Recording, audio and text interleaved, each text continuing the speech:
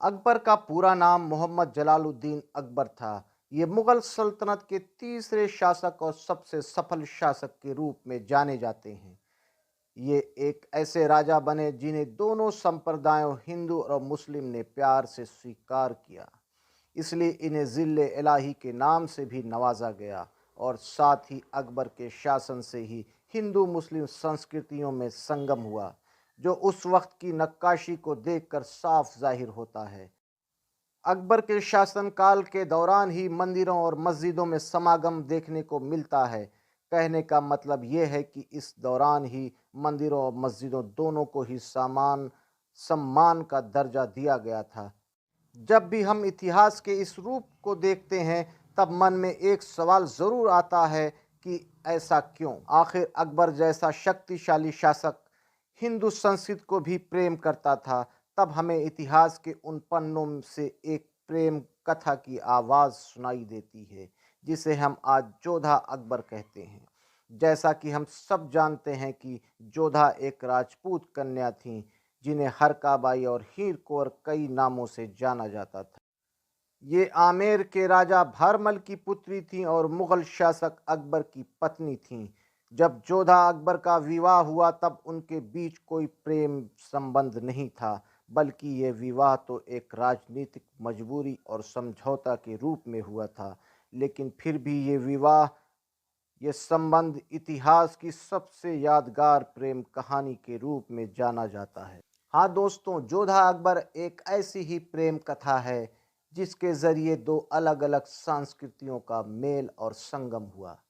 जोधा का विवाह अकबर के साथ होने के बाद जोधा अकबर के साथ आगरा आ गईं और वहां उन्हें उनके रीति रिवाजों के अनुसार मुगल धर्म यानी कि इस्लाम धर्म अपनाना था। लेकिन अकबर ने जोधाबाई का कोई धर्म परिवर्तन नहीं कराया, बल्कि उन्होंने जोधाबाई को अपने रीति रिवाजों के अनुसार रहने के लिए कहा।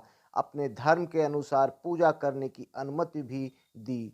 शायद यही जोधा अकबर की प्रेम कथा का आधार बना, क्योंकि अकबर जोर ज़बरदस्ती से देश पर मुगल साम्राज्य नहीं स्थापित करना चाहता था, तो अपनी पत्नी पर जोर ज़बरदस्ती से धर्म क्यों स्थापित करता। इसलिए इतिहास अकबर को एक अच्छा और सफल शासक मानता है। अकबर के इसी व्यवहार के कारण राजकुमारी जोधा के मन में भी अकबर के लिए प्रेम भाव जागा और यही राजकुमारी जोधा आगे चल के मुगलिया सल्तनत की मशहूर मलिका बनी। एक वजह यह भी है कि अकबर का बचपन एक हिंदू परिवार के साथ गुजरा था। इसी वजह से अकबर के मन में सभी धर्मों के लिए प्रेम और आदर बचपन से ही पनप रहा था।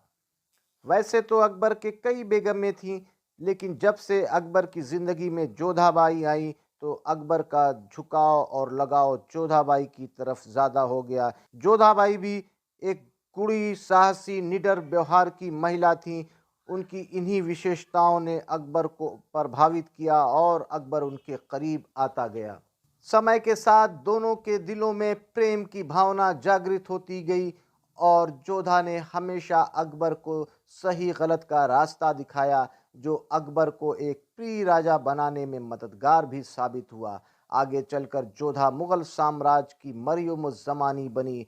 उस समय मरियम उज़ ज़मानी की उपाधि उस रानी को दी जाती थी जो बादशाह को पहली संतान देता था। जोधाबाई ने पहले दो बच्चों को जन्म दिया, जिनका नाम हसन और हुसैन रखा गया, परंतु कुछ महीनों बाद दुर्भाग्यपूर्ण उन दोनों बच्चों की मृत्यु हो गई। फिर कुछ समय बाद काफ़ी मन्नत मुरादों के बाद जोधा ने एक और बच्चे को जन्म दिया, जिसका नाम सलीम रखा गया, जिसे आज हम जहांगीर के नाम से जानते हैं और मुगल साम्राज्य का अकबर का उत्तराधिकारी बना। इस तरह मुगल और राजपूतों के संबंध के कारण हिंदू मुस्लिम एकता का एक बेहतरीन नमूना अकबर के शासनकाल में देखने को मिला।